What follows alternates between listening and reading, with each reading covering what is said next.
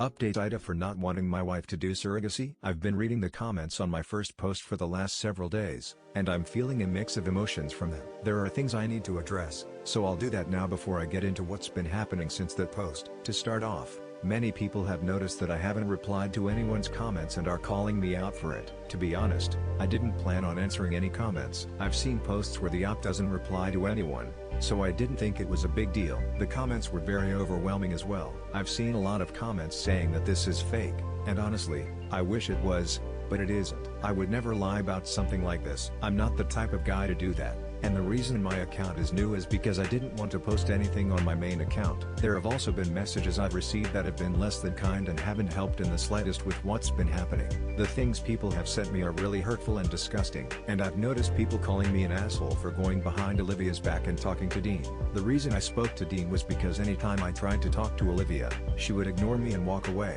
Sophia wasn't even an option. She hasn't liked me since Olivia and I began dating. I have no idea why, but she's always been rude to me, and I knew if I talked to her about this, it wouldn't go well. And the thing that everyone has been talking about, the abuse. So this wasn't the first time Olivia has hit me. This started a few months before our oldest was born. It happened out of nowhere. I talked to her about it, and she promised it wouldn't happen again.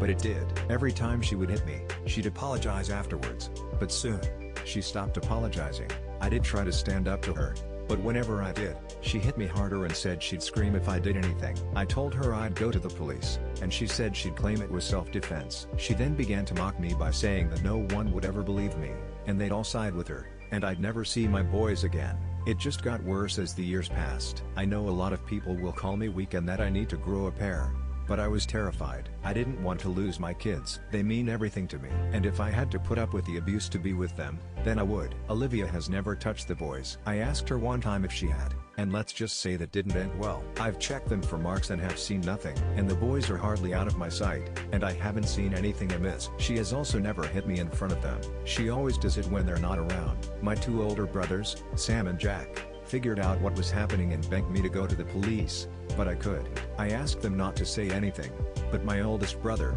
Sam, has a friend who's a lawyer, and I found out only recently that they've been talking to him about it and have been secretly telling him when they notice I have a new mark or when something happens. Back to the main problem, though. I hadn't seen Olivia for almost 2 days, and when she came back, I asked if we could talk. The boys were with Jack for the day, so they weren't in the house. She went to walk away again, but I stepped in front of her and said that we needed to talk. This was the first time I'd stood up to her in years, and I was scared as hell. She looked shocked, but then she put the scowl back on and huffed out a fine. I had my phone beside me and recorded the conversation. We sat on the couch, and I told her again how I felt about the surrogacy. She kept rolling her eyes and scoffing every time I said something. I told her I was worried about how it would affect our family. I brought up the PPD again, and she got angry. She started yelling at me, telling me it was my fault that she had it and that I should never have gotten her pregnant. Every kid except for our oldest who wasn't planned was her idea. That's not to say that I didn't want my boys. I did, but I didn't have a say about it.